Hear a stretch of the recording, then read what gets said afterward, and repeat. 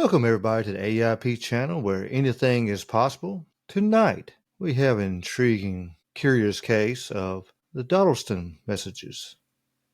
We're going to dig deep into this hopefully anyone it's quite the curious case that tickles the fancy of anyone with a taste of the paranormal or a good old-fashioned mystery. Here's what we got tonight. Back in 1984, in the quaint village of Dodleston, Cheshire, a fellow named Ken Webster borrowed a BBC microcomputer. Now, this wasn't your average computing experience. Instead of playing Elite or trying to program in BASIC, Webster, his partner Debbie, and her friend Peter Trinder got themselves entangled in something far more, let's say, interactive. This computer, without being connected to any network, remember this was pre-internet as we know it, started receiving messages, but not just any spam or random code gone wild. These messages claim to be from 1546, penned by one Thomas Harden or Harwarden, who seemed quite baffled by the modern fittings of what he claimed was his house. The messages were in the form of Middle English, consistent with the 16th century, with added layers of authenticity or clever deception depending on your viewpoint. Not only did Thomas communicate, there was also hints of others from even more futuristic perspective, suggesting 2109 was involved, talking about some grand mission or purpose involving Webster and company. This turns into a simple ghost story into a time-bending narrative. Naturally, this phenomenon has its shares of skeptics calling it a hoax, pointing out how easy it might be to fake some messages, especially with a bit of linguistic knowledge and a flair for drama. Believers, on the other hand, dive into the possibilities of time slips, ghostly communication, or some quantum entanglement with past and future. If we peek at what most folks are saying on platforms like X, there is still a buzz, a bit not as fervent as one might expect for such tale. People love a mystery, but the Dodleston Messages now mingle with countless other internet oddities. However, ever so often, a post or thread revives interest, discussing new angles or supposedly updates, though nothing conclusively advancing the story beyond where it stood decades ago. Here's where we an outside look at.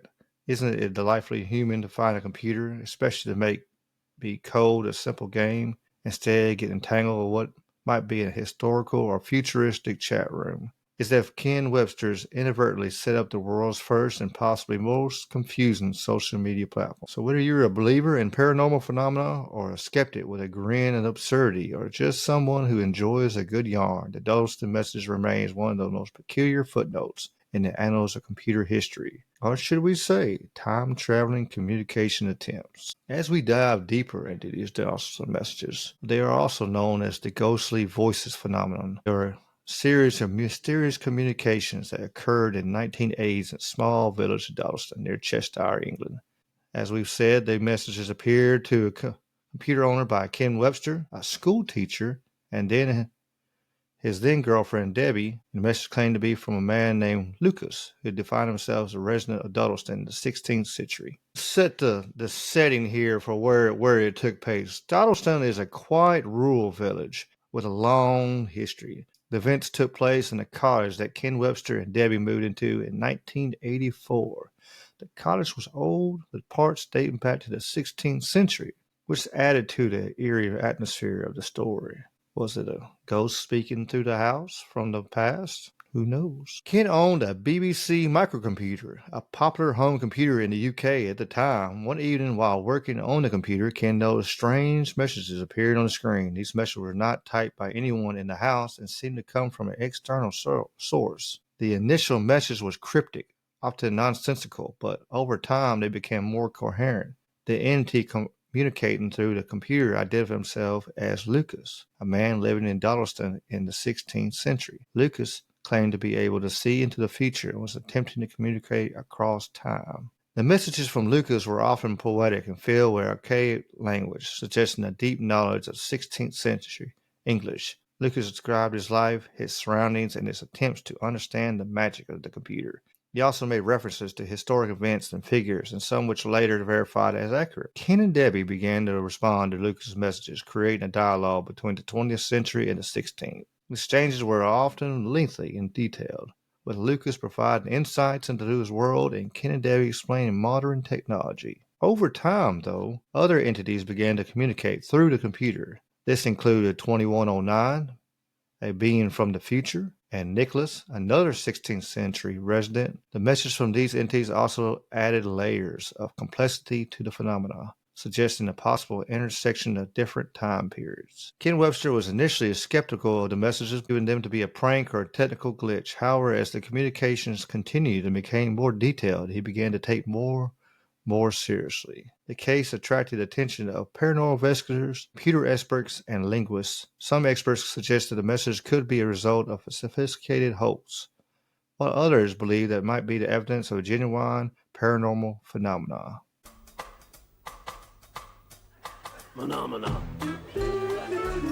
One of the most intriguing theories proposed is that the messages were a form of time travel or communication between parallel universes. The idea that Lucas was able to see into the future and interact with modern technology suggests a possible breach into the space-time continuum. Some psychologists have suggested that the message could be a form of subconscious communication, possibly stemming from Ken or Debbie's minds. This theory posits that the messages from a manifestation of their thoughts, fears, and desires projected onto the computer screen. Despite the detailed and seemingly authentic nature of the messages, some skeptics believe that the entire phenomenon was an elaborate hoax. However, no concrete evidence has been found to support this theory, and Ken Webster has consistently denied any involvement in fabricating the message. The Dodleston Messages gained significant media attention in the 1980s and 90s, with numerous articles, TV shows, documentaries covering the story.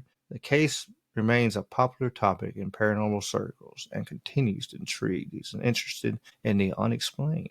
Ken Webster wrote a book titled The Vertical Plane, which details experience with the Dodleston Messages. The book has become a key resource for those studying the case and has contributed to their lasting legacy. The Dodleston Messages have lasting impact on the paranormal research, particularly in the areas of electronic voice phenomena, EVP, and time slips theories. This case is also cited as one of the most compelling examples of possible communication across time. The Dodleston Messages remain one of the most fascinating and mysterious cases in the realm of the paranormal. Despite extensive investigation and numerous theories, no definitive explanation has ever been found for the phenomena.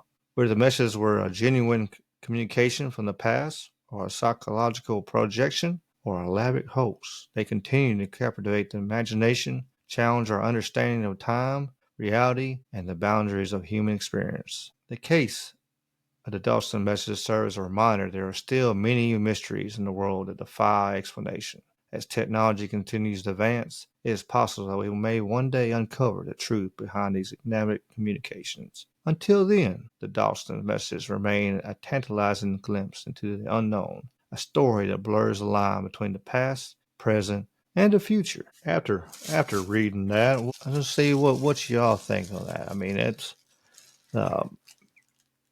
pre-internet, we had just basic programming. You didn't have QBasic at that time. You had basic, hey, in 84. You're looking at, Pong technology, and you had video games and stuff, of course, but you look at the video games of the time, and you're looking at a time that the number one computer at the time was the family computer. Number two was Commodore 64. I had one of them when I was younger. IBM personal computer was number three, and the Texas Instrument TI 994A was actually a 16-bit, was number four.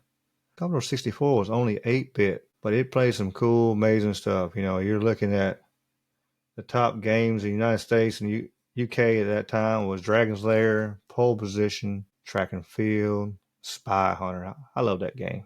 That was a fun game. Star Wars, Space Ace, Punch Out. You gotta get the old boxing game in. You gotta have that. Tennis and Astro Belt. So, you had some technology in the video games and stuff like that, but, for them to be able to pull off something like that, and, as long as it went on for the technology and adding to it, curious. Of course, we won't be around to see the 2109 part. Most of us won't. It's, who knows, I guess where technology is and AI medicine and you're gonna in quantum computing, we might still be here, in 140 years old, maybe. Anything is possible, That's the part of it. From what right now you're looking 2109, it's 2025. Yeah, that's a long time. So, we won't know, if that was what they were saying, it'd be interesting, it'd be interesting. It'd be cool if it was like 2050, if that's who was coming back. It's something, they had technology in 21.9 to be able to take back. How was the communication from, the 1600s and 1546? I know, I remember watching the Y-Files. I think that's what I found this out on, to be honest. So, shout out to Y-Files. Um, I hadn't heard about this till I seen it, I imagine, or somebody sent this to me. I don't remember which one. I know they did a show on this. So, you get done watching mine, my little opinionative show, with my few viewers, and then you can go see the big dog in the Y-Files. But you're looking, I'm gonna get there. I'm working. I'm working hard. So, but you're looking, there's Thomas got in trouble. People, were thought of, because of that time, witches and stuff like that. So, he's speaking to, magical. Let's see. Yeah, I've said both names tonight. You got Thomas Harder, and then I'm saying Lucas. I think Lucas was the first name that he actually said, and then later on they found out that his real name was Thomas Harden. And that's why I'm kind of back and forth with like saying the names and stuff like that. So if anybody gets confused, I'm like, wait a minute, at the beginning he was saying Thomas, and now he's saying Lucas. If you're looking through like some of the facts and stuff like that, so it kind of goes back and forth and kind of gets kind of funny. It was saying he was what he was talking to. It was, I guess, he was able to. It would come up on paper what he was writing. It was, odd just thinking about like how was he communicating with them? That's the curiosity. I mean, I understand the computer even without no internet on this. It's just wild to think that, especially then, we, for the ones and in my generation, we look at computers and stuff like that, and when the internet first come out, man, they were slower than dirt. Internet. You had the AOL sound.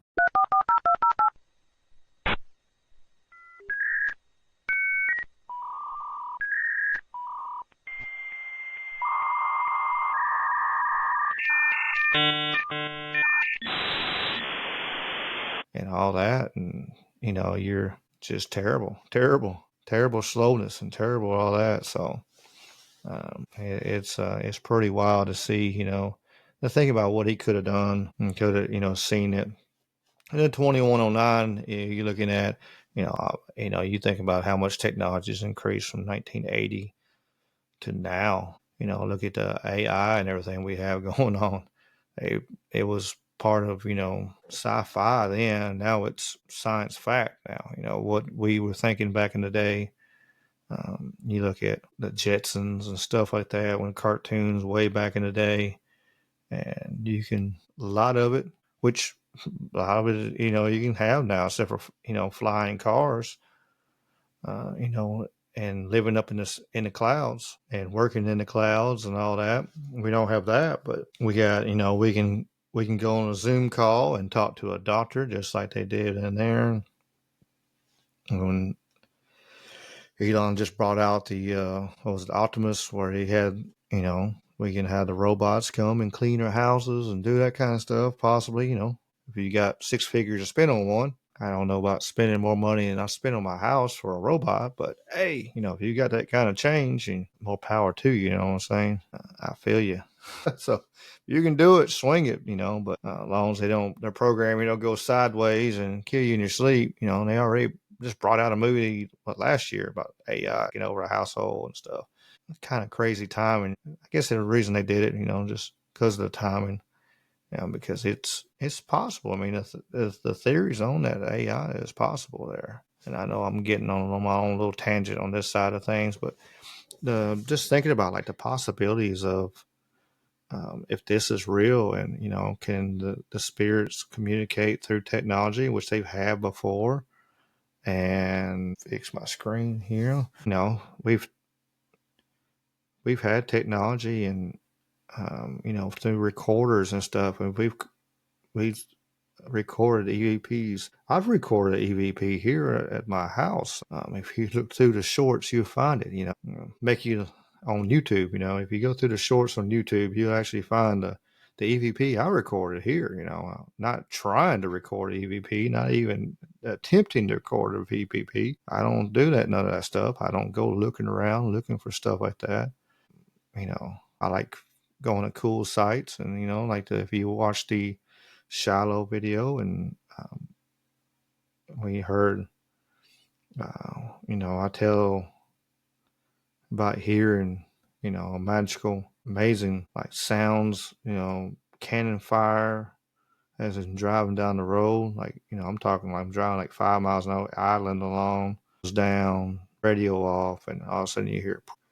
I've heard some amazing things.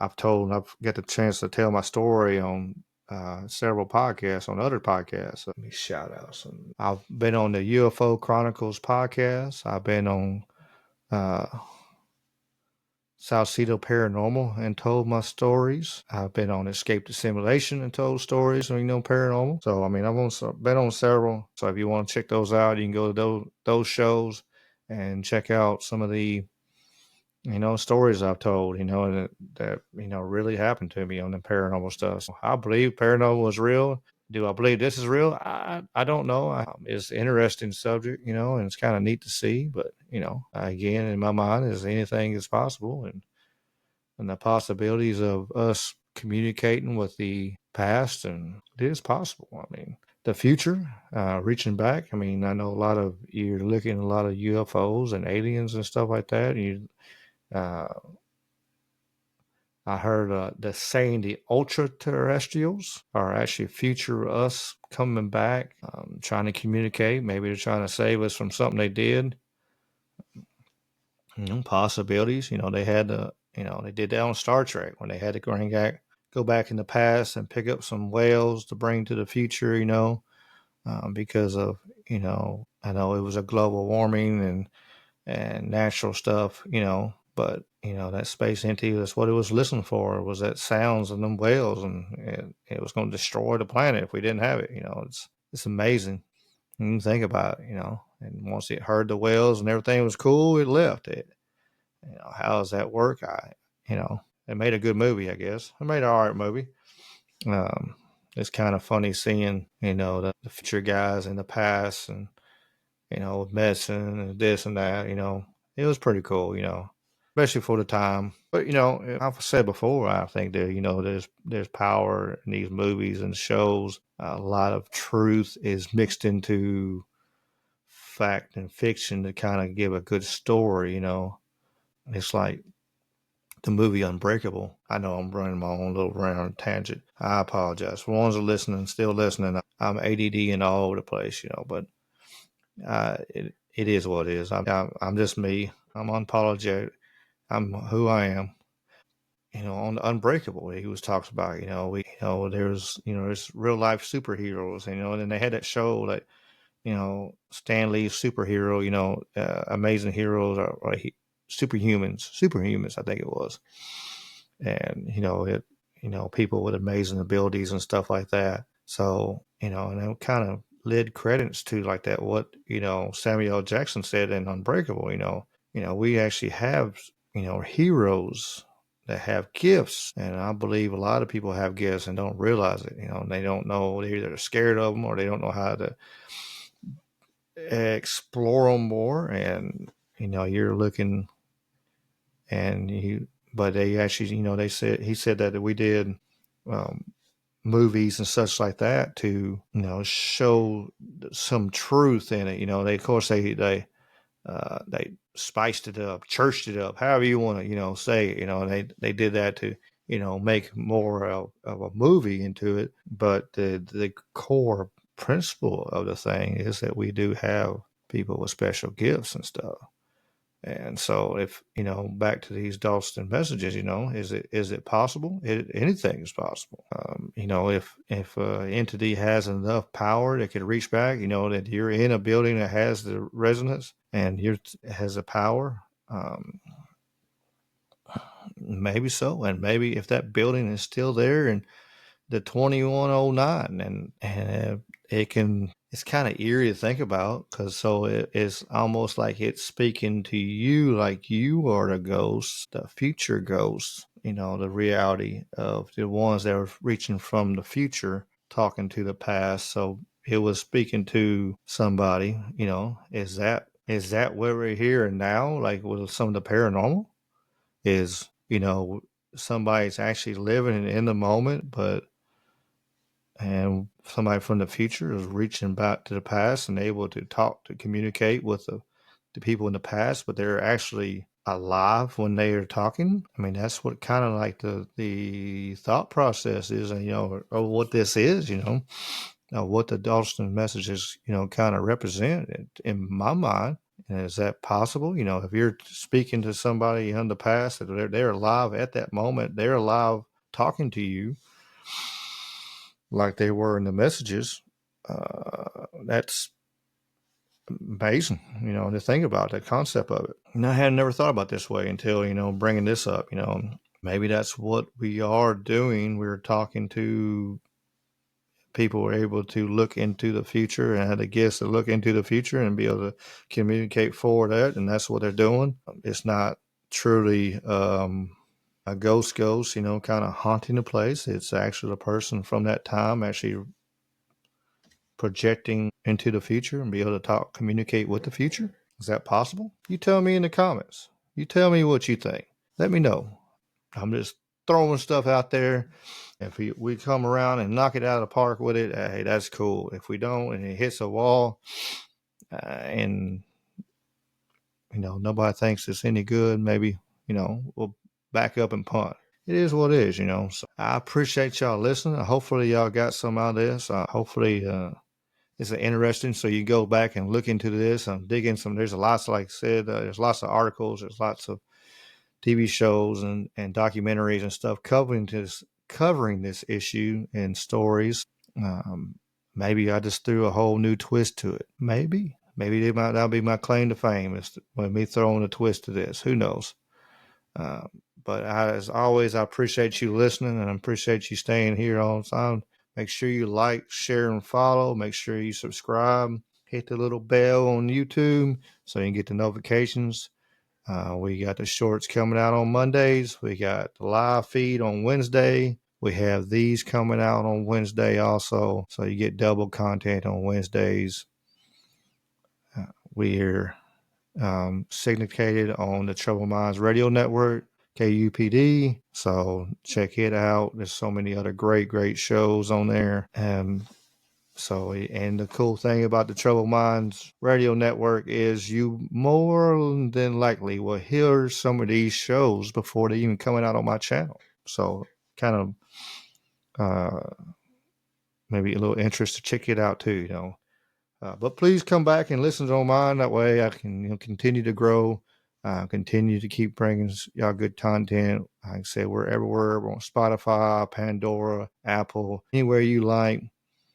Like I said, we go live on Wednesdays on X, Rumble, and YouTube and Facebook and Kick. And I forget what the other one was. So, but as always, y'all just keep on keeping on, and the peace and chicken grease. Y'all be good.